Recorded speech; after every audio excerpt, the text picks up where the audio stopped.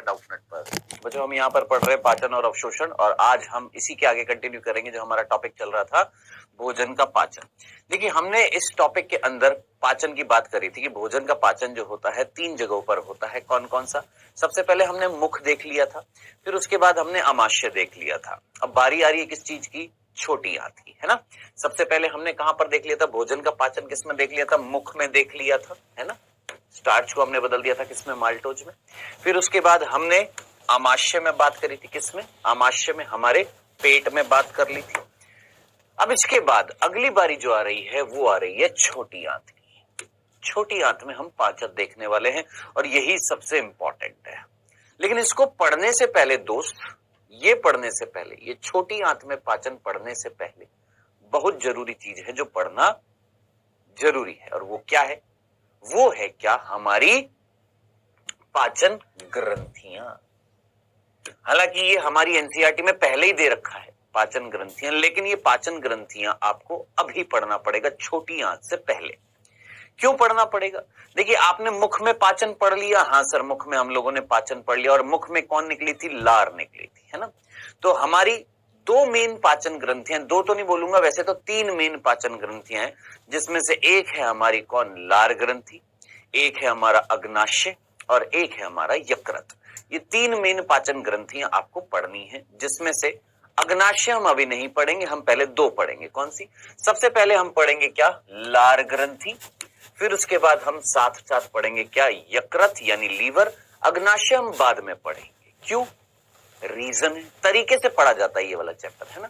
सो हम सबसे पहले किसकी बात करेंगे? लार ग्रंथियों की बात करेंगे। बेटा यहां पर लार ग्रंथि हमने ये तो पढ़ लिया कि भैया लार जो है वो निकलती है किससे? लार ग्रंथियों से निकलेगी, ये तो हमें समझ में आ गया कि लार जो है वो लार ग्रंथियों से निकलेगी। लेकिन लार ग्रंथियां कौन सी होती हैं, कहां पर मिलती हैं, कितने प्रकार की होती है? तो ध्यान से सुनिएगा। मनुष्यों के अंदर लार ग्रंथियां, सलाइवरी ग्लैंड्स 3 प्रकार की होती हैं। कितनी होती हैं? 3 प्रकार की होती है, और ये जोड़ीदार होती है। किसमें होती है? जोड़ियों में होती है। कौन कौन सी? नाम जरा सुनिएगा। गाल में होती है कर्णपूर्व, कर्णपूर्व होती है। कर्ण पूर्व होती है। निचले जबड़े में अधोजंब या अवचुबकीय होती है, और जीभ के नीचे होती है अधोजीवा, है ना। अब 3 जोड़ी आपके पास लार ग्रंथियां हैं। पहले तो इनकी लोकेशन देखिए जरा इस डायग्राम में। ये है डायग्राम जिसमें ये वाली ग्रंथि जो है कान के पास, किसके पास? हमारे कान के पास जो ग्रंथि होती है, यहां पर, इधर की तरफ, यहां पर देखना, यहां पर होती है कान के पास। इस ग्रंथि का नाम है पैरोटिड ग्लैंड। मैं अभी लिख दूंगा। अंग्रेजी में पैरोटिड बोलते हैं और हिंदी में बोलते हैं कर्णपूर्व। क्या बोलते हैं हिंदी में? हिंदी में बोलते हैं कर्णपूर्व और इंग्लिश में बोलते हैं पैरोटिड। लिख दूं यहां पर? कर्णपूर्व, हिंदी में बोलते हैं कर्णपूर्व, इंग्लिश में बोलते हैं पैरोटिड, जो कान के पास होती है। इधर देखो, कान के इधर होती है, ठीक है। एक और डायग्राम है, उसमें भी दिखाऊंगा मैं, ठीक है। तो पहली हो गई है कर्णपूर्व, गाल में होती है। लिखा हुआ कहां पर होती है? गाल में होती है। ऑब्वियस सी बात है, ये हमारा पोर्शन क्या कहलाता है? गाल कहलाता है। गाल में होती है, लेकिन किसके पास होती है? कान के पास। कर्ण का मतलब ही क्या होता है? कान। तो कान के पास गाल में होती है, यहां पर इधर की तरफ, ठीक है। नेक्स्ट अब है सबलिंगुअल। दूसरी जो दे रखी है उसको अंग्रेजी में बोलते हैं सबलिंगुअल, ठीक है। इसका दूसरा नाम अंग्रेजी में एक और नाम होता है इसको सब मैक्सिलरी भी बोलते हैं, याद रखना। इसको सब मैक्सिलरी भी कहते हैं, ठीक है। तो ये तो हो गया अंग्रेजी में नाम, या तो सब मैक्सिलरी बोल दीजिए या सब मैक्सिलरी नहीं, सब मैक्सिलरी इसका नाम होता है। सब मैक्सिलरी ये वाली जो होती है इसको हम बोलते हैं सब मैक्सिलरी, या इसको हम बोलते हैं सब मैंडिब्यूलर। क्या बोलते हैं? सब मैक्सिलरी या सब मैंडिबुलर बोलते हैं। इसको सब लिंगुअली बोलते हैं, इसको सब लिंगुअल बोलते हैं, ठीक है। अब इधर देखिए, ये वाली जो है जिसका नाम है अंग्रेजी में सब मैक्सिलरी या सब मैंडिबुलर बोलते हैं, ये मिलती है निचले जबड़े में, यहां पर यहां पर दिख रहा है। चलो इस डायग्राम में देखो, ये देखो, देखो ये कान के पास होती है, गाल में होती है, ये वाली जो होती है निचले जबड़े की तरफ होती है, यहां पर, ये जैसे मैं खड़ा हूं तो यहां पर इधर, ठीक है। यहां पर कौन सी है, ये वाली, सब मैंडिबुलर बोल दीजिए या सब मैक्सिलरी बोल दीजिए। यहां पर जो होती है पैरोटिड, सब मैक्सिलरी या सब मैंडिबुलर इधर निचले जबड़े, या ना याद रहे तो ये देखिए, ये ऊपर वाला जबड़ा है, ये वाला ऊपर वाला जबड़ा, ये नीचे वाला जबड़ा, ये जहां पर ये दोनों जबड़े आए जुड़ते हैं, यहां पर इधर की तरफ होती है, इधर की तरफ, मतलब निचले जबड़े की तरफ, यहां पर होती है कौन सी आपकी अवचुबकीय, जिसको हम हिंदी में बोलते हैं अवचुबकीय या अधोजंब बोला जाता है, ठीक है। तो इसको क्या बोला जाता है, यहां लिख दूं, अधोजंब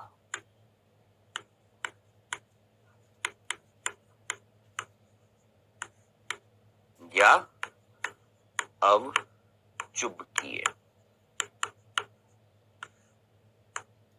ठीक है। सो ये हिंदी में नाम था अवचुबकीय या अधोजंब बोला जाता है इसको, अवचुबकीय अधोजंब।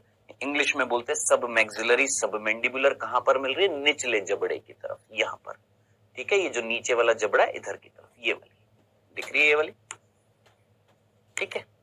अब ये तीसरी थी, ये थी हमारी जीभ जो होती है, ये हमारी जीभ है। इस जीभ के नीचे यहां पर जीभ है, इसके नीचे यहां पर इधर की तरफ होती है, इसका नाम है सबलिंगुअल, इसको हिंदी में बोलते हैं क्या बेटा जी, अधोजीवा, ठीक है।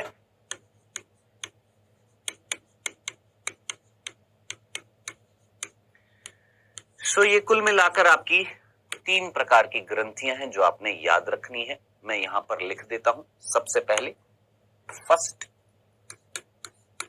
सबसे पहली जो थी उसका नाम था क्या, कर्णपूर्व, ठीक है जी। अंग्रेजी में क्या बोला सर, अंग्रेजी में बोला पैरोटिड।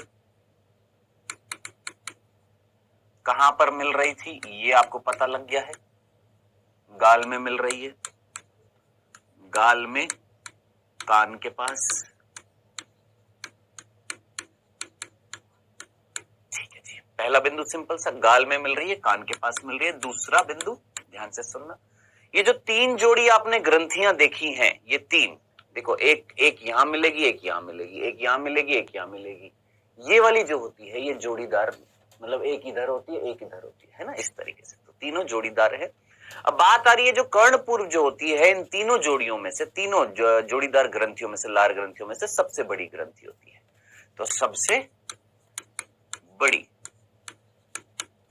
लार ग्रंथि जो होती है वो कौन सी होती है गुरु, याद रखना, कौन सी होती है आपकी, कर्णपूर्व होती है, बस इतनी सी बात याद रखना। और एक और बिंदु आपको याद आ रहा है, लार में टाइलिन एंजाइम था, लार अमाइलेज जिसको हम बोलते हैं, तो ये वो ग्रंथि है जो टाइलिन स्त्रावित करती है। बाकी ये जो है ना, ये नहीं करती, ये नहीं करती। टाइलिन कौन निकालती है, ये वाली ग्रंथि निकालती है। तो याद रखना ये कि टाइलिन का स्त्रावण ये करती है, ये टाइलिन का स्त्रावण करती है।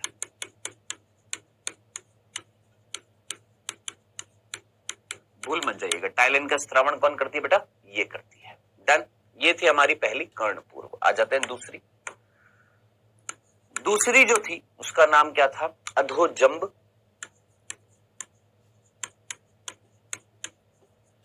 क्या बोलते हैं, अधोजंब बोलते हैं या अवचुबकीय बोलते हैं,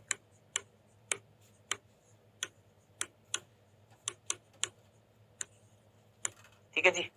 अंग्रेजी में क्या बोला था, याद होगा आपको, सब मैक्सिलरी या सब मैंडिब्यूलर, ये दूसरी हमारी ग्रंथि है। इतनी बात समझ में आ गई। अब ये कहां पर मिल रही है, निचले जबड़े के पास, निचले जो जबड़ा है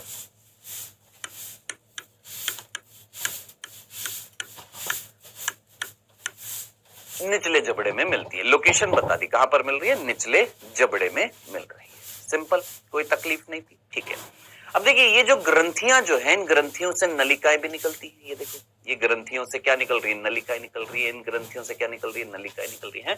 ये ग्रंथि से देखिए नलिका निकल रही है, दिख रही है, इस ग्रंथि से नलिका निकलती है, इस ग्रंथि से नलिका निकलती हुई, इस ग्रंथि से नलिकाएं निकलती हुई, है ना, छोटी छोटी नलिकाएं निकल रही हैं। ठीक है, अब ध्यान से सुनना, इससे जो नलिका निकलती है वो नलिका सबसे बड़ी होती है। देखिए ग्रंथि सबसे बड़ी ये थी, लेकिन इसकी नलिका इतनी बड़ी नहीं थी जितनी बड़ी नलिका इसकी होती है। तो सबसे बड़ी नलिका इसकी होती है।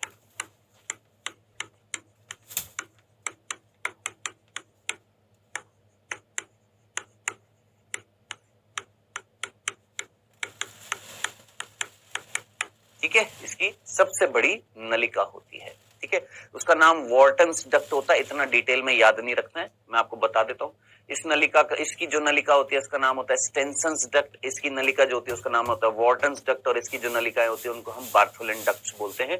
बिल्कुल याद नहीं रखनी है, कोई आपसे नहीं पूछने वाला है कि किसकी नलिका का क्या नाम होता है। ठीक है, चले आगे।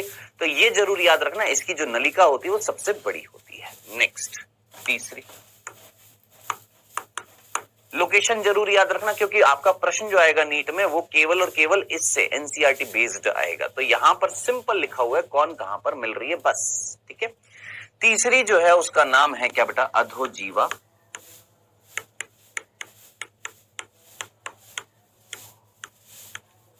अधोजीवा को हम क्या बोलते हैं, सबलिंगुअल।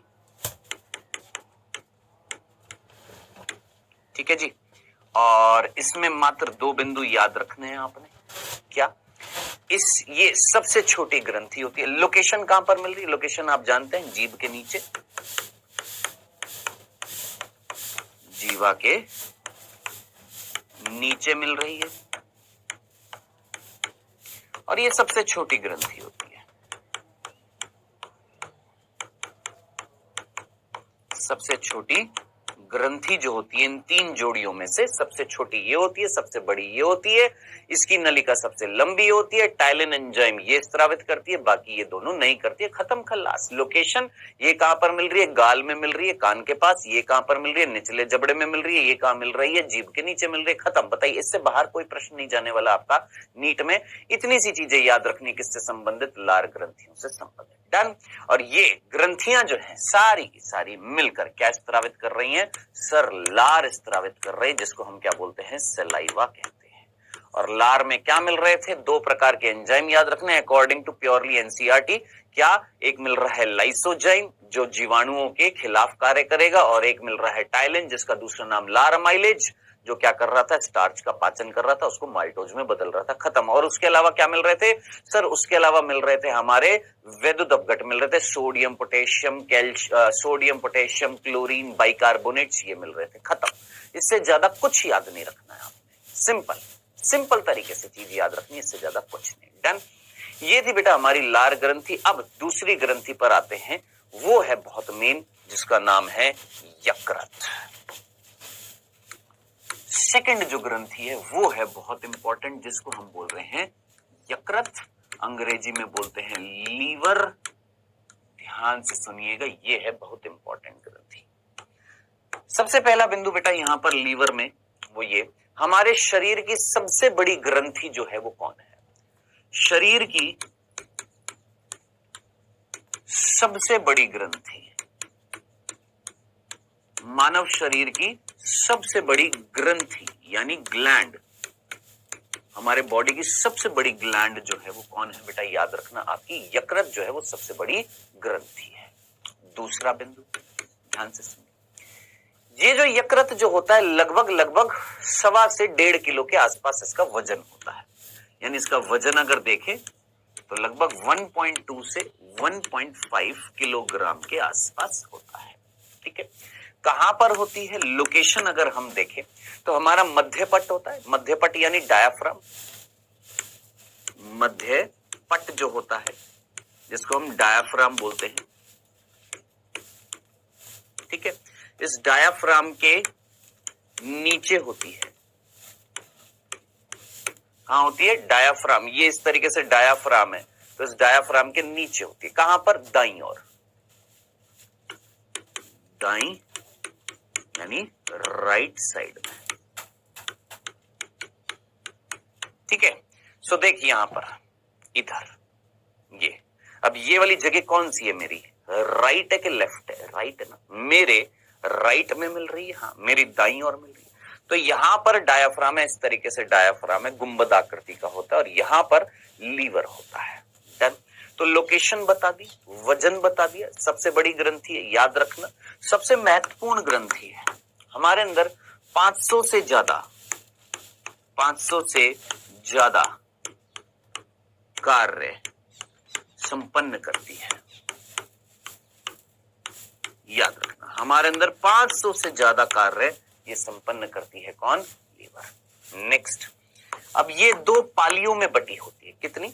दो पालियों में। पालियों को क्या बोलते हैं? लोब्स। दो पालियों में विभाजित होती है।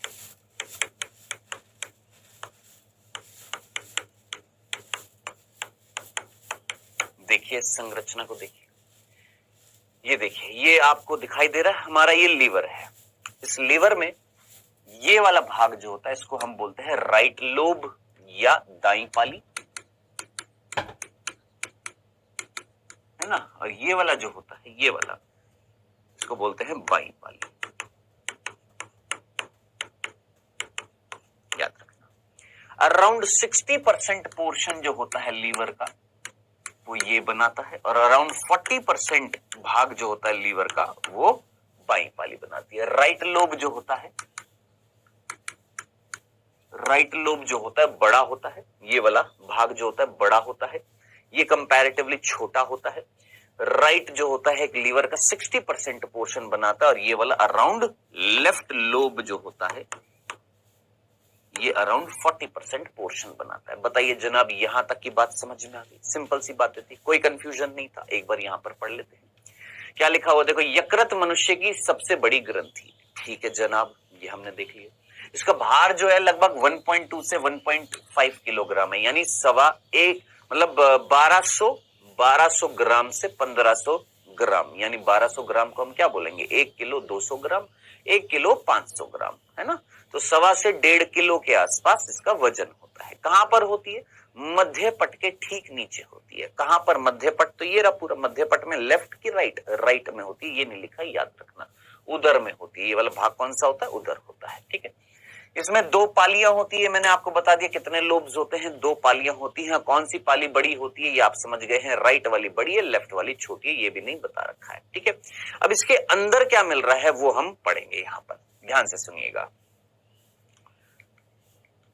ये यहां तक की बात समझ में आ गई, ये बिंदु समझ में आ गए। सिंपल, शरीर की सबसे बड़ी ग्रंथि, वजन इतना है, मध्यपट डायफ्राम के नीचे दाईं ओर मिल रही है, 500 से ज्यादा कार्य संपन्न करती है, हमारे अंदर दो पालियों में विभाजित होती है। ओके जनाब, इतनी सी बात समझ में आ गई। अब जब हम इसकी अंदरूनी संरचना देखते हैं तो अंदर क्या मिलता है? देखिए, अंदर जो है षटकोण मिलते हैं। क्या सर, अंदर क्या मिल रहे हैं? इधर देखना, ये लीवर के अंदर, लीवर के अंदर इस तरह के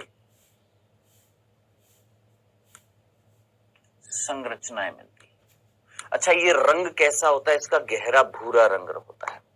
रंग में बताना भूल गया, इसका रंग कैसा होता है? गहरा भूरा होता है, गहरा भूरे रंग की होती है। ठीक है, हाँ जी। सो इसके अंदर मैं क्या बोल रहा था, लीवर के अंदर क्या मिलते हैं? इस तरह की संरचनाएं आप देख रहे हैं। ठीक है, ये संरचनाएं मिलती है। अब आइए हम पहले इसको समझते हैं। देखिएगा, देख बेटा, मान ले ये हमारा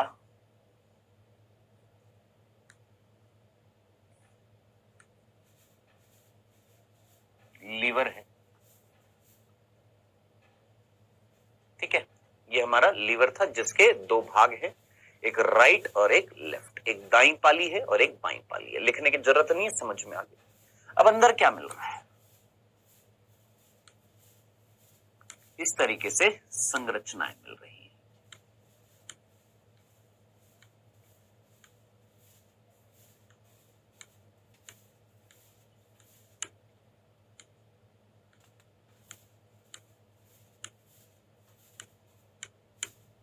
है जनाब, समझ में आ गया इस तरीके की चीज? ठीक है, इस तरीके से ये संरचनाएं मिल रही है। इन संरचनाओं को हम बोलते हैं पालिका, यकृत पालिका। ये क्या कहलाती है? यकृत पालिका। ये पूरी क्या कहला रही थी? पाली। ये कहला रही थी पाली, और ये भी क्या थी? पाली। ठीक है, इनको बोलते हैं लोब्स और इनको बोलते हैं लोब्यूल्स। ठीक है, यानी पालियों के अंदर छोटी छोटी छोटी छोटी क्या मिल रही है? पालिकाएं मिल रही है। इतनी सी बात समझ में आई?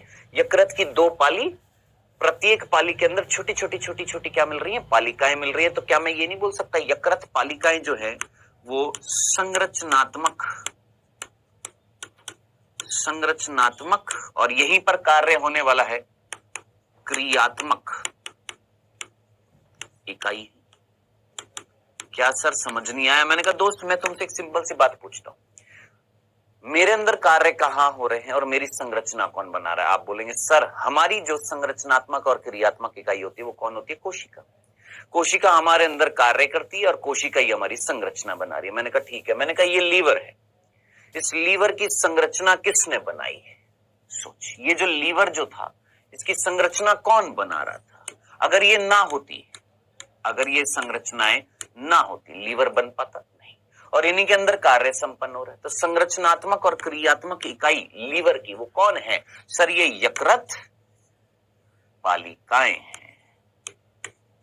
कौन है?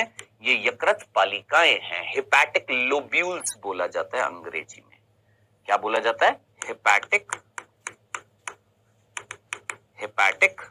लोब्यूल्स कहा जाता है इनको। ठीक है, और इनको क्या बोला जाता है? यकृत पाली हेपैटिक लोब्स कहा जाता है। ठीक है, तो ये है लोब्स, 2 लोब है।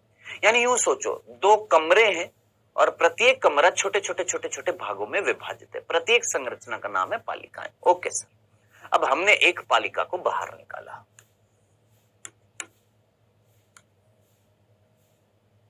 हमने एक पालिका को बाहर निकाला।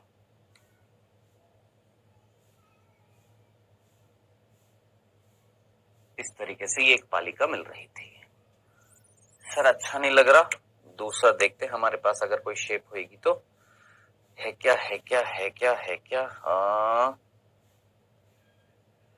चलो ये वाली ले लेते। हालांकि ऐसी नहीं है, आप जानते हैं किस तरह की है। इस तरह की संरचना है, षटकोण टाइप की। ठीक है, हम बनाने की पूरी कोशिश करते हैं।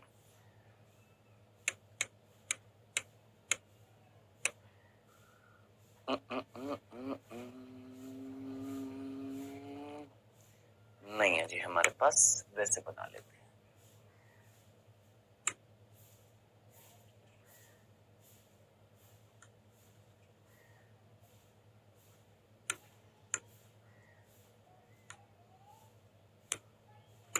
छोड़िए, सिंपल अपने हाथों से ही बनाते हैं।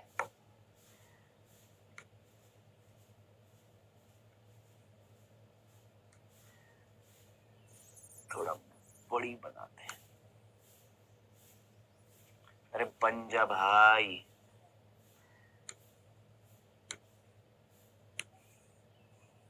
चल ठीक है, इतना ठीक है। सो ये हमारी एक कौन है बेटा? ये हमारी एक यकृत पालिका है। पालिका क्या बोलेंगे इसको? यकृत पालिका। ठीक है, अब ध्यान से देखना, ये जो यकृत पालिका है ये एक आवरण से ढकी हुई है। क्या मिल रहा है दोस्त? यहां पर एक आवरण मिल रहा है। ये क्या मिल रहा है? एक आवरण है।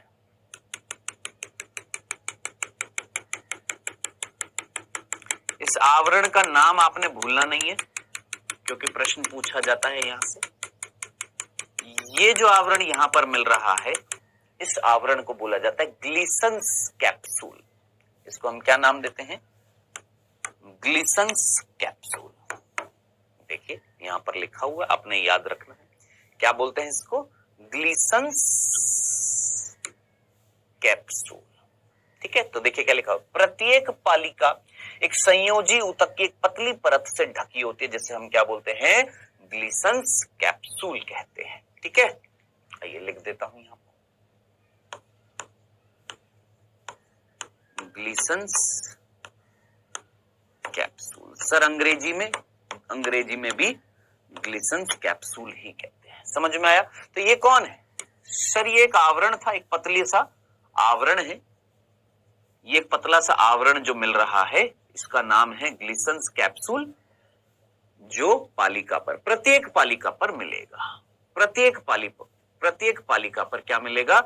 ये एक पतला सा ऊतक से बना हुआ एक आवरण मिलेगा, जिसका नाम है ग्लिसन्स कैप्सूल। ठीक है साहब, इतनी सी बात हमको समझ में आ गई। यानी यहां पर हर एक के ऊपर क्या मिलेगा, इस तरीके से ग्लिसन्स कैप्सूल मिलेगा।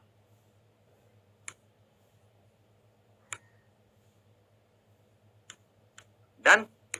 ओके जी, क्लियर। अब इस ग्लिसन्स कैप्सूल के अंदर क्या मिल रहा है, ध्यान से देखिएगा। इस ग्लिसन्स कैप्सूल के अंदर ध्यान से देखिएगा, कुछ रज्जु मिल रही है। रज्जु मतलब समझ में आता ना, कुछ इस तरीके से ऐसे लग रहा है जैसे धागे से निकल रहे हैं।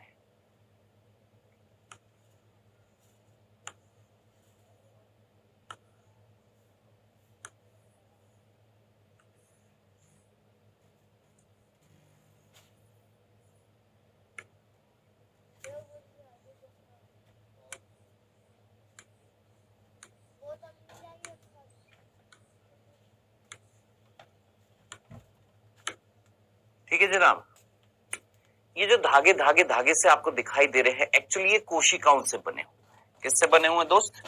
कोशिकाओं से। ध्यान से देखिएगा, ये इस तरीके से कोशिकाएं मिल रही है।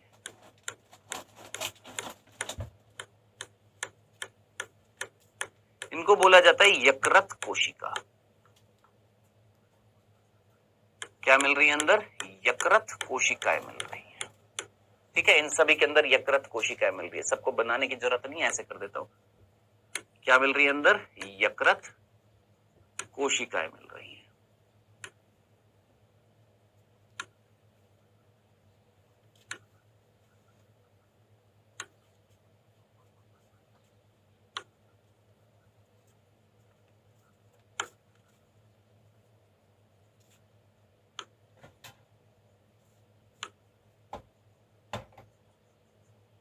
ठीक है जी, तो अंदर, इनके अंदर क्या मिल रही है? यकृत कोशिकाएं मिल रही हैं।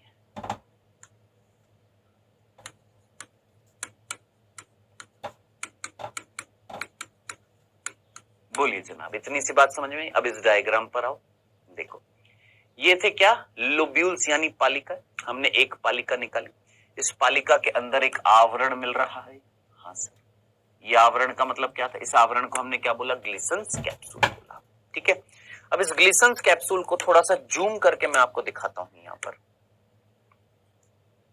हाँ, देखना जरा यहां पर, इसको जूम करके देख, और यहां पर देख, क्या तेरे को इस तरीके से धागे से दिख रहे, जिसमें कोशिकाएं दिख रही है। देखिए, ये एक धागा है जिसमें कोशिका कोशिका कोशिका कोशिका कोशिका कोशिका कोशिका कोशिका कोशिका कोशिका कोशिका कोशिका कोशिका कोशिका कोशिका कोशिका कोशिका कोशिका कोशिका, इस तरीके से कोशिकाओं के धागे दिख रहे हैं। हाँ सर, आगे समझ में? क्लियर? डन? और नहीं आया? इस वाले डायग्राम में देख, ये देख, कोशिका कोशिका कोशिका कोशिका कोशिका कोशिका कोशिका कोशिका कोशिका कोशिका कोशिका कोशिका कोशिका कोशिका कोशिका कोशिका कोशिका कोशिका कोशिका, इस तरीके से कोशिकाओं का एक धागा दिख रहा है। ऐसे यहां पर भी ये कोशिकाओं का, इस तरीके से कोशिकाओं का धागा दिख रहा है। हाँ सर, दिख रहा है। ये कोशिकाओं का धागा, ये कोशिकाओं का धागा, ये कोशिकाओं का धागा, ये कोशिकाओं का धागा दिखाई दे रहा है। हाँ सर, ठीक है जी, ओके जी, ये समझ में आ गई। ये कोशिकाओं का धागा हमें दिखाई दे रहा है। डन? कोई तकलीफ तो नहीं थी? अब ध्यान से सुनिएगा, यहां तक की बात समझ में आ गई। अब एक धागा जो है उसको मैं बड़ा करके दिखा रहा हूं यहां पर। मान लो एक धागा जो है, इसको हम यकृत रज्जु बोलेंगे। ये जो धागा है इसको हम क्या बोलते हैं? यकृत रज्जु। समझना, लीवर के अंदर लीवर की दो पालियां, यकृत की दो पालियां, प्रत्येक पाली में पालिकाएं, एक पालिका को निकाला, देखा एक पालिका के अंदर क्या मिल रहा है? यकृत रज्जु। यकृत रज्जु किससे बने हुए हैं? सर कोशिकाओं से बने हुए हैं। ठीक है, ओके। सर ये बीच में क्या है? ये जगह क्या है? ये बीच में ये जगह जो है ये क्या है गुरुजी? ये जो बीच में जो जगह मिल रही है ये क्या है? तो बेटा ये जो बीच में जो क्षेत्र मिल रहा है ये है एक शिरा, इसको हम बोलते हैं यकृत शिरा, या हम इसको केंद्रीय शिरा भी बोलते हैं, यकृत शिरा। और इससे क्या निकलती है? शिरिकाएं निकलती है। आप मुझे बताइएगा, ज्यादा डीप में ले जाना नहीं चाहता मैं, नहीं तो कंफ्यूज हो जाएंगे। सिंपल भाषा में, यकृत एक अंग है, हाँ, और वो अगर एक अंग है तो उस अंग को शुद्ध रक्त भी चाहिए, हाँ सर, ऑक्सीजनेटेड। तो वो कौन लाएगी? धमनियां लाएंगी। और धमनियां जब यहां पर यकृत की कोशिकाओं को शुद्ध रक्त दे देंगी, वो श्वसन कर लेंगी, तो फिर कार्बन डाइऑक्साइड भी निकलेंगे। वो कार्बन डाइऑक्साइड किस में जाएगा? सर इन शिरिकाओं में जाएगा, और वो शिरिकाएं अशुद्ध रक्त को इसमें लेकर आएंगी। किसमें? इस केंद्रीय शिरा में। ठीक है, सो यहां तक की बात को थोड़ा सा यहीं पर ही रखते हैं, नहीं तो ये समझ में नहीं आएगी चीज। ठीक है, अभी सिर्फ इतना सा हम एक यकृत रज्जु को निकाल कर देख रहे हैं। मेन तो ये हमारा कौन? ये यकृत रज्जु। ठीक है, हमने इस यकृत रज्जु को निकाल कर देखा। एक काम कर देते हैं, इसको हम ऐसे कर देते हैं और यहां से ऐसे कर देते हैं। डन? समझ में आ गया कि हम यहां से इस यकृत रज्जु को अगले पेज पर देखने वाले हैं। चलो जनाब, ये यकृत रज्जु था। अब इस यकृत रज्जु में कोशिकाएं जो है वो दो स्तरों में विभाजित हो जाती है।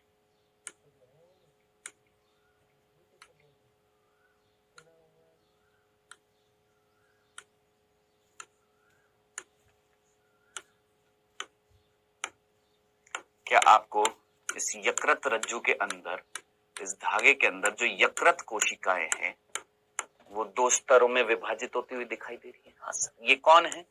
सर ये यकृत रज्जु है, और इस यकृत रज्जु की ये कौन है? सर ये यकृत कोशिका है, और ये यकृत कोशिकाएं जो है, ये यकृत कोशिकाएं दो स्तरों में विभाजित हो गई। हाँ सर। सर बीच में क्या है? बीच में है ये एक वाहिनी या एक नलिका।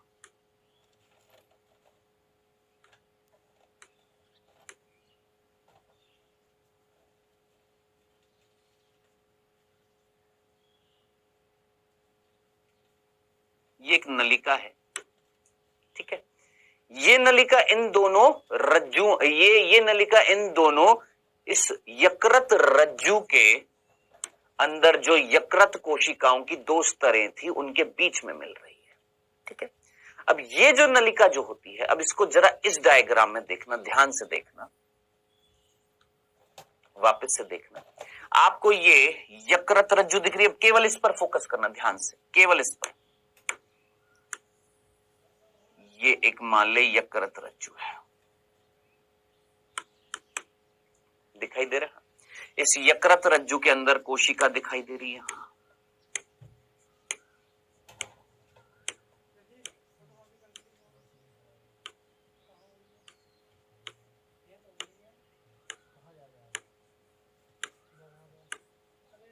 दिखाई दे रही है।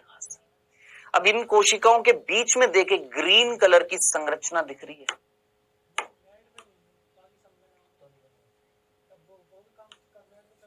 एक हरे से रंग की ये संरचना दिख रही थी। हाँ जनाब, ये हरे से रंग की संरचना जो है, इस हरे से रंग की संरचना को हम बोलते हैं पित्त नलिका। क्या नाम है इसका? Bile duct. इसको हम क्या बोलते हैं? पित्त नलिका। तो मैं बस यही तो समझाने की कोशिश कर रहा था। क्या इनके बीच में, ध्यान से देखना, इनके बीच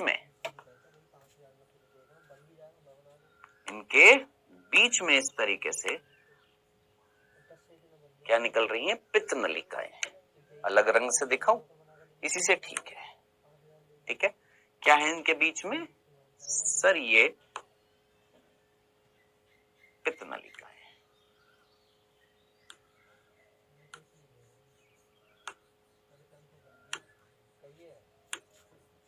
बीच में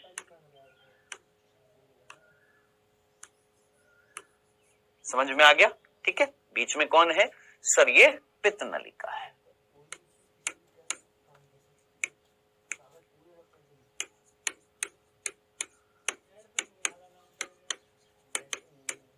कौन होंगी ये? बाइल डक्ट होंगी, पित्त नलिका है। ठीक है, अब ये संरचना जो थी बस इतनी ही याद रखनी आपने, किसकी? यकृत की। एक बार जरा एनसीईआरटी और पढ़ लेते हैं हम अपनी। देखिएगा क्या लिखा हुआ है कि भैया यकृत जो था वो 2 पालियों से बना हुआ था। हाँ जनाब, यहां तक की बात कर ली। यकृत पालिकाएं यकृत की संरचनात्मक और क्रियात्मक इकाई बनाती है। क्या ये मैंने आपको बता दिया? क्या पालियों के अंदर क्या मिल रही है? पालिकाएं। क्या बोला? पालियों के अंदर, पालियों के अंदर 2 पालियां थी, पालियों के अंदर क्या मिल रही है? पालिकाएं मिल रही है। ये है पालिकाएं। ठीक है, ओके सर। तो पालिकाएं क्या बना रही है? संरचनात्मक और क्रियात्मक इकाई बना रही है। जिनके अंदर यकृत कोशिकाएं, जिनके अंदर यकृत कोशिकाएं रज्जुओं की तरह व्यवस्थित होती है। बता, यकृत पालिकाओं के अंदर क्या यकृत कोशिकाएं रज्जुओं की तरह नहीं मिल रही है? अरे भाई साहब, तुम्हारे सामने सारी चीज बता दी। ये देख, यकृत की 2 पालियां, पालियों के अंदर पालिकाएं, पालिकाओं के अंदर यकृत की कोशिकाएं रज्जु बना रही हैं। खत्म, डन। इतनी सी बात थी, यहां पर एक लाइन में समझा रखी है, किसमें? हमारी एनसीईआरटी में। चलो जी, प्रत्येक पालिका की बात कर रहे हैं, इसकी, ये जो पालिका थी इसकी बात कर रहे हैं। प्रत्येक पालिका में एक संयोजी ऊतक मिल रहा है कि एक पतली परत मिलती है जिसको हम क्या बोलते हैं? Glisson's capsule. ये ग्लिसन्स कैप्सूल है। ये जो आवरण जो मिल रहा है इसका नाम क्या था? ग्लिसन्स कैप्सूल था। अंदर यकृत कोशिकाएं रज्जु बना रही है, ये बता दिया। ये पालिकाएं बहुत सारी मिलकर पालियां बना रही हैं। डन। चलो जी, समझ में आ गया? डन डना डंडन। देखिए ये पाली है और इस पाली के अंदर ये इस तरीके से पालिकाएं मिल रही है। डन। अब क्लियर है? अब समझ में आ गया? क्लियर है? अब समझ में आ गया? इस तरीके से क्या मिल रही है? पालिकाएं मिल रही है। और पालिकाओं के अंदर क्या मिल रही है दोस्त? पालिकाओं के अंदर यकृत कोशिकाओं के धागे मिल रहे हैं, रज्जु मिल रहे हैं। क्लियर? डन। चलो जी, आगे बढ़ते हैं। ग्लिसन्स कैप्सूल कहते हैं। ठीक है, यकृत की कोशिकाओं से पित्त का स्त्राव होता है जो यकृत नलिका से होते हुए एक पतली पेशी थैली पित्ताशय में निकलता है। अब इसकी आगे की कहानी मैं आपको अभी बताऊंगा। चलो, यहां तक की बात समझ में आ गई? कोई कंफ्यूजन नहीं है? अब इधर देखना, ये जो यकृत कोशिकाएं हैं, मैंने आपको क्या बोला था? कई 100 से मतलब 500 से ज्यादा कार्य हैं किसके? हमारे यकृत के। उन 500 से ज्यादा कार्यों में से एक कार्य है क्या? क्या? पित्त रस स्त्रावण, बाइल जूस बोला जाता है। पित्त रस को क्या बोला जाता है? Bile juice. क्या होता है अभी बताऊंगा। अभी सिर्फ इतना सा याद रखना है कि ये जो कोशिकाएं हैं ये एक स्त्राव निकाल रही हैं। ये कोशिकाओं से एक स्त्राव निकल रहा है, इन कोशिकाओं से एक फ्लूइड निकल रहा है, एक लिक्विड निकल रहा है, और वो लिक्विड यहां से इनमें डाला जा रहा है, इन नलिकाओं में डाला जा रहा है। ये जो नलिका थी इसमें एक स्त्राव डाला। ठीक है, ठीक है जी, इतनी सी बात समझ में आ गई। इन कोशिकाओं ने क्या निकाला? सर इन कोशिकाओं ने स्त्रावित किया एक रस जिसका नाम है पित्तरस, और वो पित्तरस निकल कर किसमें चला गया? पित्त नलिका में चला गया। समझ में आया? ये कोशिकाओं ने एक रस निकाला जिसका नाम है पित्तरस, और निकाल कर किसमें? लाल रंग की जो पित्त नलिकाएं होती हैं इनके अंदर डाल दिया। चलो जी, तो यहां पर पित्त नलिकाओं में क्या आ गया? एक रस आ गया जिसका नाम है पित्तरस। अब उस पित्तरस में क्या मिलता अभी पढ़ेंगे। वो रस निकाल दिया, वो रस इस पालिका से निकलेगा। जरा सोचिए, यहां पर ये, इधर देख बालक, ध्यान से देख, यहां पर यहां पर यहां पर यहां पर हर रज्जु में क्या थी? पित्त नलिका थी। थी ना?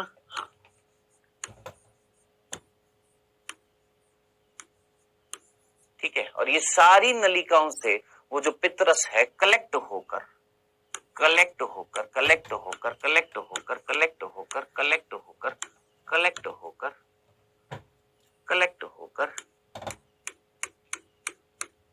जुड़ गई हैं सारी की सारी, और जुड़कर सारा का सारा पितरस एक नलिका से बाहर आ रहा है। यानी प्रत्येक यकृत पालिका से एक नलिका निकल रही है, इससे भी इससे भी इससे भी इससे भी। और ये सारी नलिकाएं क्या लेकर आ रही हैं सर? ये सारी नलिकाएं पितरस लेकर आ रही है, और ये सारी नलिकाएं जुड़ जाएंगी। ये सारी नलिकाएं जुड़ गई हैं, सारी नलिकाएं जुड़ गई हैं, और सारी नलिकाएं जुड़कर एक नलिका बना रही हैं जो यहां से निकल रही है।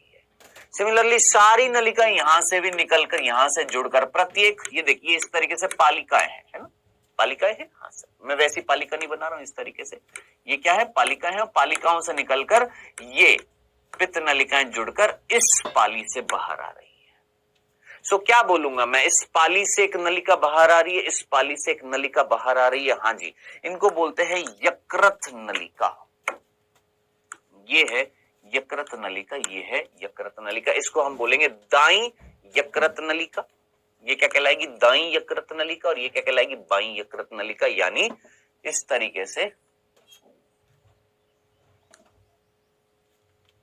ये हमारा जो लीवर जो है, इस लीवर से यहां से एक नलिका निकल रही है, और यहां से भी एक नलिका निकल रही है। और वो नलिका क्या लेकर आ रही है? पितरस लेकर आ रही है।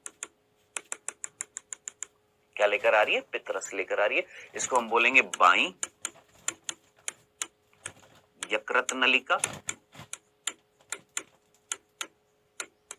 इसको हम बोलेंगे दाईं यकृत नलिका।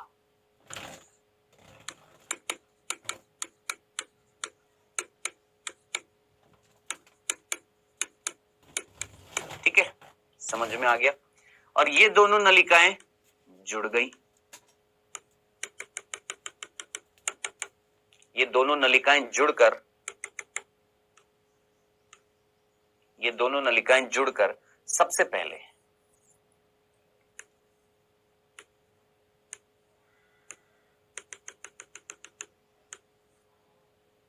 ये दोनों नलिकाएं जुड़ गई हैं और एक नलिका से जुड़ रही हैं, एक और नलिका से जुड़ रही हैं। चलो पहले ये सोचो, ये दोनों यकृत नलिका समझ में आ गई है क्या है भाई? इसमें कोई दिक्कत तो नहीं थी? फिर से देख, अंदर कौन? पालिका। फिर से देख, कई बच्चों को अभी भी समझ में नहीं आएगा। ये देख, ये पालिकाएं दिख रही हैं, ऐसे यहां पर भी पालिकाएं होंगी।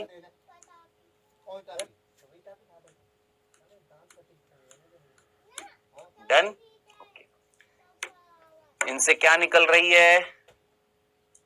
पितरस निकल रहा है, इससे नलिका निकली, इससे नलिका निकली, ऐसी कई सारी नलिकाएं जुड़कर, ऐसी कई सारी नलिकाएं जुड़कर सारी के सारी इसमें खुल रही। ऐसे यहां से भी नलिकाएं निकल रही होंगी, यहां से भी नलिकाएं जुड़कर इसमें खुल रही। डन? अब क्लियर? पालिकाओं से नलिकाएं निकल रही, इन पालिकाओं से भी, सारी पालिकाओं से नलिकाएं निकल रही है जो पितरस ला रही थी, और लाकर इसमें छोड़ दिया। किसमें? इस नलिका में, जिसको हमने बोला है दाईं यकृत नलिका, और यहां से बाईं यकृत नलिका, और दोनों नलिकाएं फ्यूज्ड हो गई हैं और क्या बना दिया है? एक समान यकृत नलिका बनाई है। क्या बनाई है? एक यकृत वाहिनी बोल दीजिए, या आप पढ़ सकते हैं क्या? यकृत की कोशिकाओं से पित्त का स्राव जो यकृत नलिका से होती है, एक पतली यकृत नलिका से होती हुई एक पतली पेशी थैली पित्ताशय में सांद्रित जमा हो जाता है। पित्ताशय की नलिका यकृत नलिका से मिलकर एक मूल पित्तवाहिनी बनाती है। अब ये क्या है? ध्यान से देखना, ये चीज समझ में आ गई। ये दाईं यकृत नलिका, ये बाईं यकृत नलिका, और दोनों नलिकाओं ने मिलकर क्या बना दी है? रुकना, समान यकृत नलिका। अंग्रेजी में बोलते हैं, अंग्रेजी में भी लिख देता हूं यहां पर, इसको हम बोलते हैं लेफ्ट हेपाटिक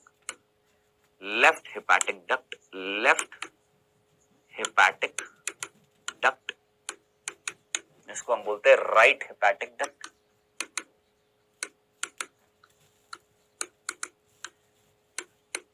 ठीक है, और ये दोनों मिलकर क्या कहला रही है? कॉमन हेपाटिक डक्ट,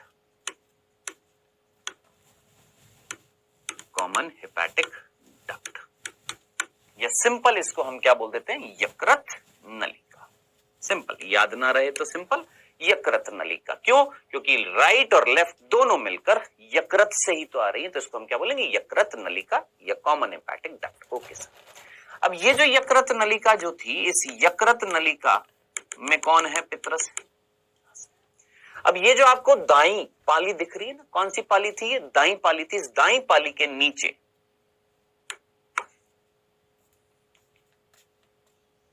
इस दाई पाली के नीचे, ध्यान से देखना, इस दाई पाली के नीचे एक संरचना होती है, ये वाली। इस संरचना का नाम आपने याद रखना है। इसको अंग्रेजी में बोलते हैं गॉल ब्लैडर। क्या बोलते हैं इसको? इंग्लिश में बोलते हैं गॉल ब्लैडर और हिंदी में बोलते हैं पित्ताशय।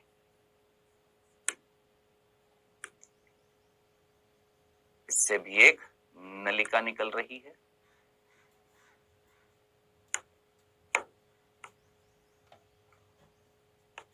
ठीक है क्या? वापस से देख, ध्यान से सुन।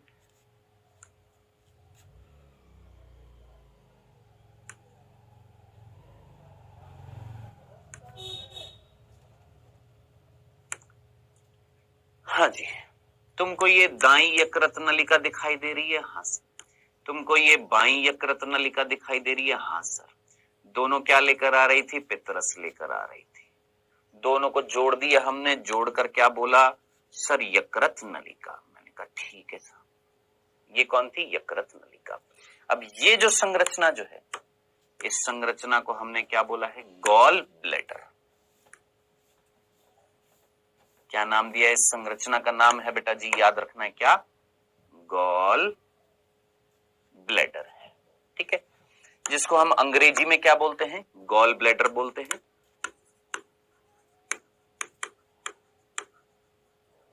और हिंदी में बोलते हैं पित्ताशय।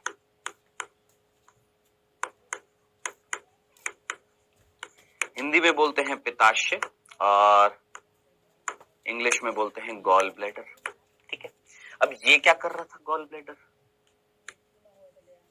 आपके घर में पानी आता है? हाँ सर। उस पानी को तुम अपने टैंक में स्टोर करते हो? हाँ सर। ये क्या था? ये पानी आ रहा है, मान ले यहां से, है ना, नगर निगम से पानी आता है। हाँ सर, नगर निगम से पानी आता है। नगर निगम से जो पानी आता है, उस पानी को तुम अपने घर में टैंक में स्टोर करते हो? हाँ। जिस दिन पानी नहीं आया तो टैंक का पानी यूज में ले लेते, है ना। तो उसी तरीके से ये जो यकृत जो है, इस यकृत से जो पित्तरस आ रहा था, उस पित्तरस का कुछ भाग, उस पित्तरस का कुछ भाग यहां पर स्टोर हो जाता है। यानी पित्ताशय का काम क्या होता है? देखिए, ये पित्त नलिका थी, हाँ सर, सॉरी यकृत नलिका थी। हाँ, यकृत नलिका से रस, पित्त रस निकलकर यहां पर स्टोर हो गया है, और खुद गॉल ब्लैडर की नलिका इस यकृत नलिका से जुड़ रही है। यानी बहुत अजीब सी घटना ये, यानी यहां से रस निकलकर यहां जा रहा है, यहां स्टोर हो रहा है। यानी इसका कार्य क्या होता है? पित्त रस को स्टोर करना। सिर्फ ये एक टैंक की तरह है जो पानी को स्टोर करेगा। पित्त रस को जमा कर लेना या स्टोर कर लेना, संचित करना। जब जरूरत होगी यहां से कम आएगा तो यहां से आ जाएगा। ठीक है, अब ये किसकी नलिका थी? सर ये पित्ताशय नलिका, और ये यकृत नलिका है। ये किसकी नलिका है? पित्ताशय नलिका। ये पित्ताशय नलिका है, हाँ सर। और ये कौन है? यकृत नलिका है। दोनों पित्ताशय नलिका और यकृत नलिका मिलकर क्या एक नलिका बनाए हैं? हाँ सर। अब ये नलिका जो है, ये नलिका जो बनी है, ये नलिका इन दोनों के संयोजन से बनी है। पित्ताशय की नलिका और यकृत की नलिका से संयोजन से बनी है। इस नलिका को हम बोलते हैं मूल यकृत वाहिनी। मूल यकृत वाहिनी। देखिए अब इस डायग्राम को, मूल यकृत वाहिनी, ये हमारा मान लेते हैं क्या था? लीवर था। उस लीवर के दाई पाली से दाई यकृत वाहिनी या दाई यकृत नलिका, वाहिनी लिख देता हूं, ज्यादा बेटर होएगा, कहीं कंफ्यूज हो जाओ। इसको मैं दाई यकृत वाहिनी लिख देता हूं। ठीक है, दाई यकृत वाहिनी, और इसको मैं क्या बोलूंगा, दाई यकृत वाहिनी। छोटी नलिकाएं जो होती है उनको वाहिनी बोला जाता है, ठीक है। सो ये दाई यकृत वाहिनी, ये बाई यकृत वाहिनी, और दोनों ने मिलकर ये ग्रीन कलर की दिख रही है तुमको, हाँ सर, क्या बनाई, यकृत वाहिनी। ये यकृत वाहिनी, अभी रुको, और इधर कौन है, ये पिताशय है? इस पिताशय से क्या निकल रही है, पिताशय वाहिनी, और दोनों वाहिनी, दोनों नलिकाएं जुड़कर क्या बना रही है, मूल यकृत वाहिनी। डन, क्लियर, यही चीज मैंने यहां पर बताई है आपको। ये दोनों कौन सी, ये है बेटा जी हमारी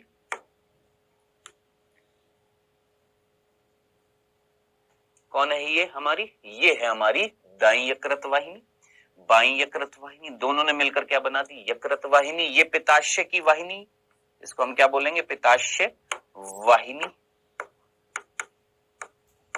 पिताशय की वाहिनी, और यकृत की वाहिनी या यकृत नलिका, इसको हम यकृत नलिका बोलेंगे क्योंकि ये कंपैरेटिवली बड़ी होती है। जो बड़ी होती है उनको हम नलिका बोलते हैं, छोटी जो होती है उनको हम वाहिनी बोलते हैं। तो गॉल ब्लैडर, पिताशय की छोटी सी नलिका क्या कहलाती है, पिताशय वाहिनी, इन दोनों की छोटी छोटी नलिका यकृत वाहिनी, दोनों वाहिनी मिलकर यकृत नलिका, यकृत नलिका और पिताशय वाहिनी मिलकर मूल यकृत वाहिनी बन गई है,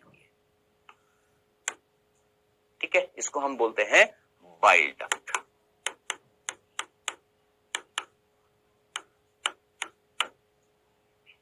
कंफ्यूजन, चलें आगे, अब क्या होगा, अब ध्यान से सुनो। अब इसी संरचना को अगर मैं यहां पर बनाऊं तो मैं थोड़ा सा छोटा करके और बनाऊंगा।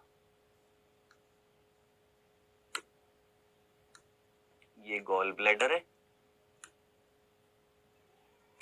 नलिकाओं को मैं लाल रंग से दिखा देता हूं, यहां से, यहां से, यहां से, ये, और इसकी नलिका को मैं नीले रंग से दिखा देता हूं, ये, और ये दोनों जुड़कर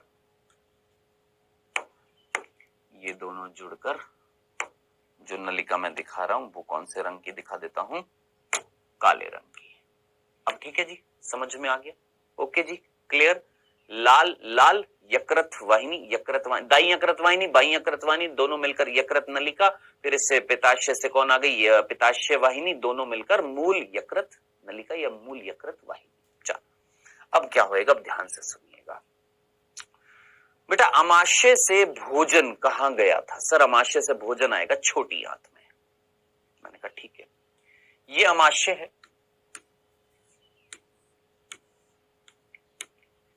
अमाशय से भोजन जो है वो किस में आएगा, छोटी आंत में आएगा। किस में आएगा, छोटी आंत में आएगा।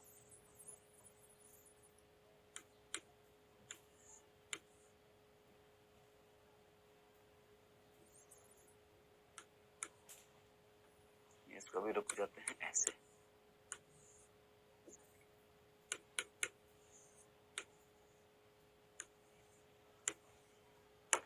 ये छोटी आंत में आएगा। और छोटी आंत जो थी सी आकार की थी, अगर आपको याद आ रही हो, है? सबसे पहला भाग जो था छोटी आंत का वो क्या कहला रहा था, ग्रहणी। हाँ ग्रहणी था। इस ग्रहणी के पास यहां पर एक और ग्रंथि होती है,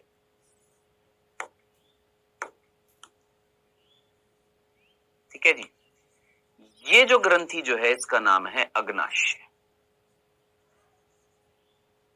ये जो ग्रंथि आपको दिखाई दे रही है, इस ग्रंथि का नाम क्या है, अग्नाशय।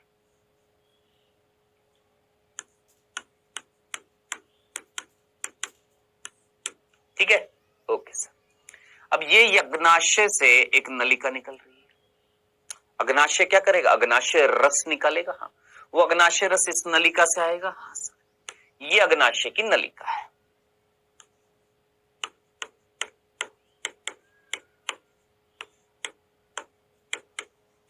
कौन है ये, अग्नाशय नलिका है।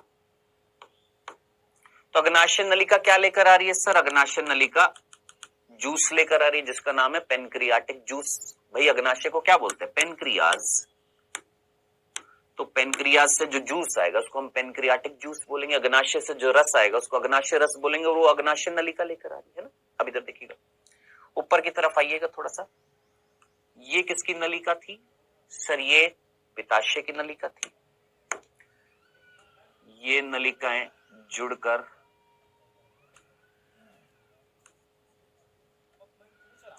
यकृत नलिका बन गई थी। ये हमारी पित्ताशय की नलिका थी और ये दोनों जुड़कर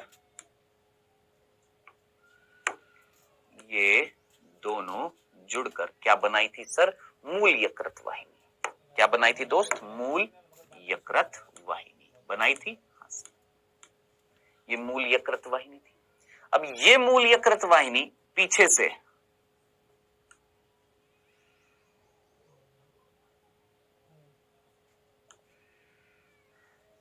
किसके साथ जुड़ती हुई तुमको दिखाई दे रही है? सोचो, क्या ये जो मूल यकृत वाहिनी जो है, दिमाग लगाइए,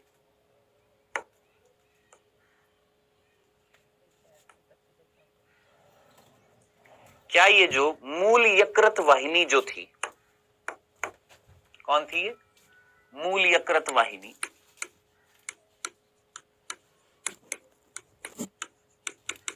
मूल यकृत वाहिनी थी। हाँ सर, यही वाली थी ना ये मूल यकृत वाहिनी? हाँ सर, ये मूल यकृत वाहिनी दिखाई दे रही है। हाँ जी, बिल्कुल काला कर देता है येलो से आप। ये हमारी मूल यकृत वाहिनी, ठीक है जी। और ये किसकी नलिका सर? ये अग्नाशय की नलिका। क्या ये अग्नाशय की नलिका और मूल यकृत वाहिनी दोनों जुड़कर एक कॉमन नलिका बना रहे हैं? दोनों जुड़कर एक कॉमन नलिका बना रहे, दोनों जुड़कर एक कॉमन नलिका बना रहे, कॉमन नलिका, समान नलिका बना रहे। दिमाग लगाओ। हाँ सर, और ये समान नलिका किस में आकर खुल रही है सर? ये आकर खुल रही है ग्रहणी में। किस में आकर खुल रही है? ग्रहणी में। सर इस नलिका का नाम क्या होता है? इसको बोलते हैं यकृत अग्नाशयी नलिका। ये जो नलिका जो है, ये वाली नलिका जो है, इसको हम बोलते हैं यकृत अग्नाशय नलिका। अंग्रेजी में बोलते हैं hepato pancreatic duct.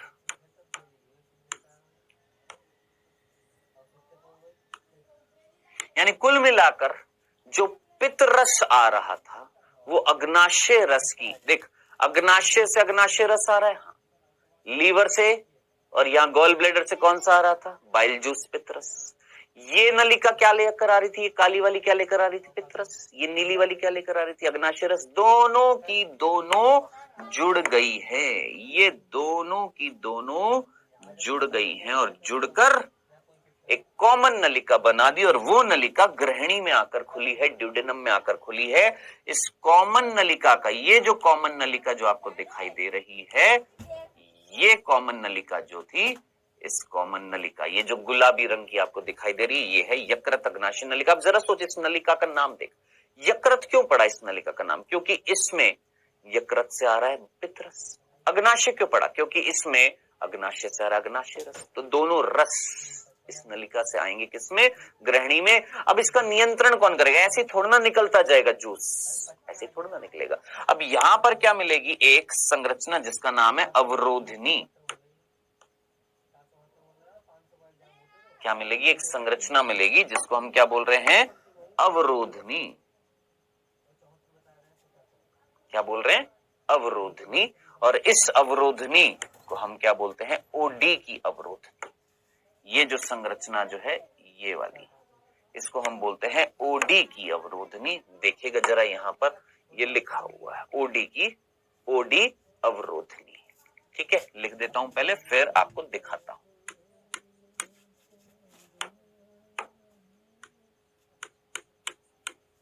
OD अवरोधनी।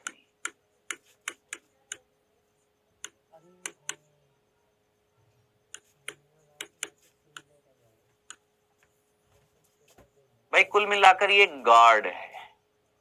Guard, guard याद आता है? हाँ सर, गार्ड जो किसी चीज को आने देगा, नियंत्रित करेगा। ठीक है, अब मैं एक बार जूम करके दिखा देता हूं ये ओडी की अवरोधनी जो है वो क्या है। देखिए यहां पर ये काली वाली नलिका जो थी ये कौन सी थी सर? मूल यकृत वाहिनी थी काली वाली। हाँ सर, ये अग्नाशय से जो निकली थी अग्नाशय नलिका, दोनों मिलकर क्या बना दी? दोनों, ये गुलाबी रंग की क्या बना दी थी सर? यकृत अग्नाशय नलिका बना दी। हाँ, अब इस यकृत अग्नाशय नलिका के आगे एक अवरोधनी लगी हुई है जिसका नाम है क्या? ओडी अवरोधनी। क्या नाम है? ये पीले रंग की दिख रही है, ये ओडी की अवरोधनी है जो नियंत्रित करेगी भाई साहब कौन से रस को पहले निकालना है और कौन से रस को बाद में निकालना है। हाँ जी, डन, क्लियर, समझ में आ गया। अब ये चीज यहां पर दिखाई गई है इस डायग्राम में, देख जरा ध्यान से देख, आराम से देख, आराम से देख। लीवर, ये हमारा लीवर है।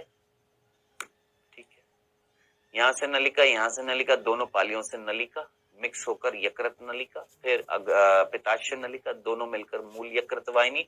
ये हरी हरी सी मूल यकृत वाहिनी दिख रही है, ये अग्नाशय है। इस अग्नाशय से नलिका सफेद रंग की, ये दिख रही है सफेद रंग की अग्नाशय नलिका है, ये अग्नाशय वाहिनी बोल देते हैं। ये मूल यकृत वाहिनी, ये अग्नाशय वाहिनी, और दोनों जुड़ गई।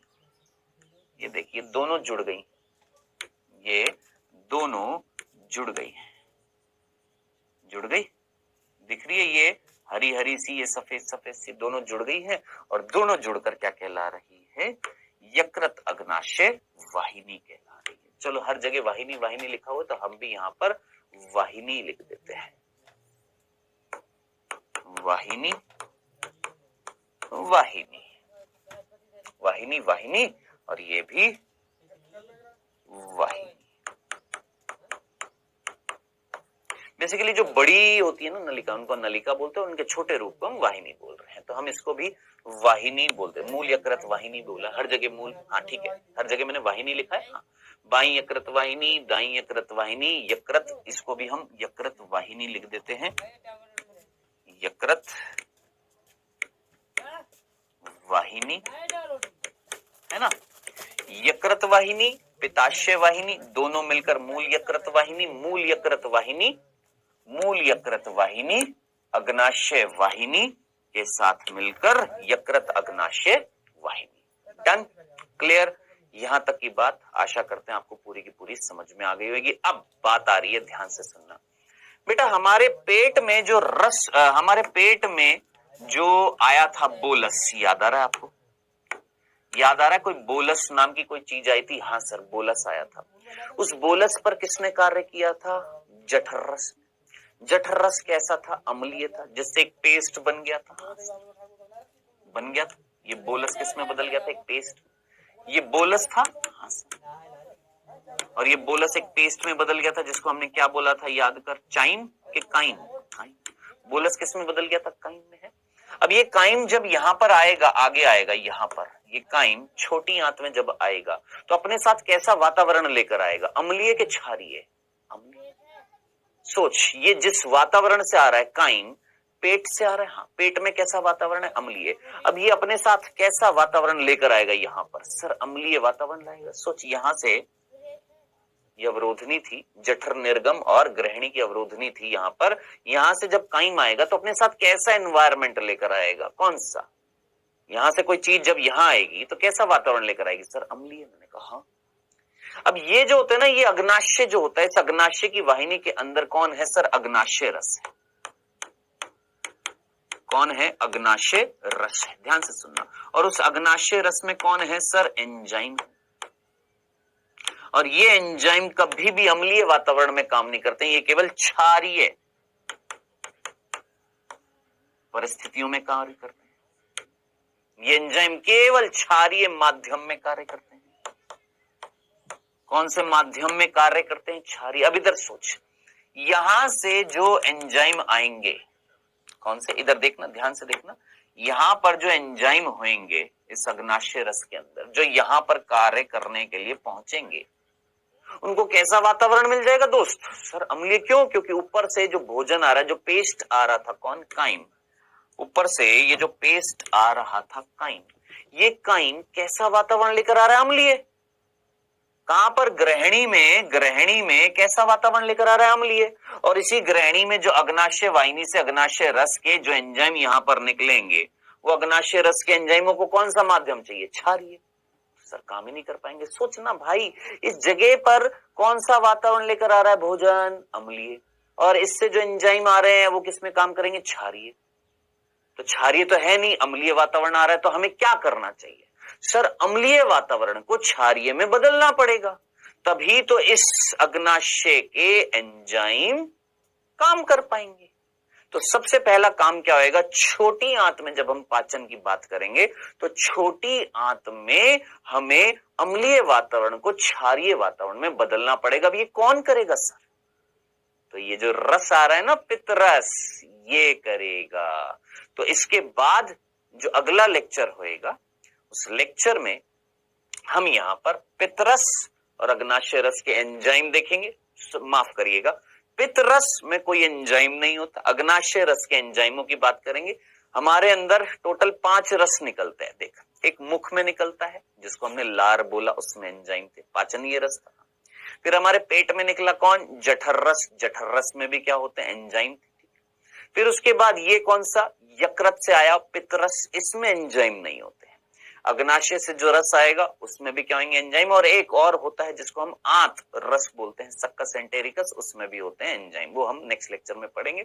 सो टोटल 5 रस होते हैं। इन 5 रसों में से केवल पित्त रस एक ऐसा रस होता है जिसमें एंजाइम नहीं होते हैं, इसलिए हम उसको कूट पाचनीय रस भी बोलते हैं। एक ऐसा रस जिसमें एंजाइम नहीं है फिर भी पाचन कराता है। कैसे करेगा? नेक्स्ट लेक्चर में बात करेंगे। आज इतना ही बात करेंगे। ये सारी चीजें याद रखिएगा, भूल मत जाइएगा। अभी समय हुआ है बेटा जी आपके क्विज का। पहला प्रश्न आपकी स्क्रीन पर आता हुआ फर्स्ट।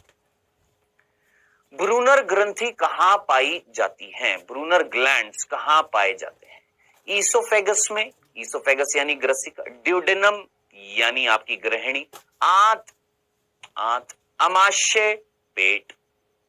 बताइए ब्रूनर ग्रंथि पर्टिकुलरली कहां मिल रही थी? मैंने आपको बताया हुआ है, जरूरी नहीं है हर चीज आपको इसी लेक्चर से मिले, है ना।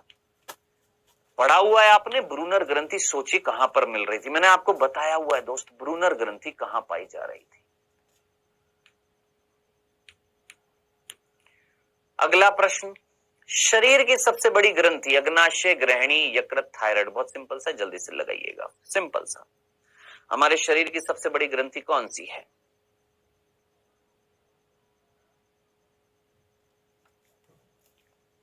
चलिए जी, समय हो गया समाप्त। आइए देखते हैं बेटा, ब्रूनर ग्रंथि कहां पाई जा रही थी? याद कर, ब्रूनर ग्रंथि ड्यूडेनम यानी ग्रहणी की सब म्यूकोसा में मिल रही थी।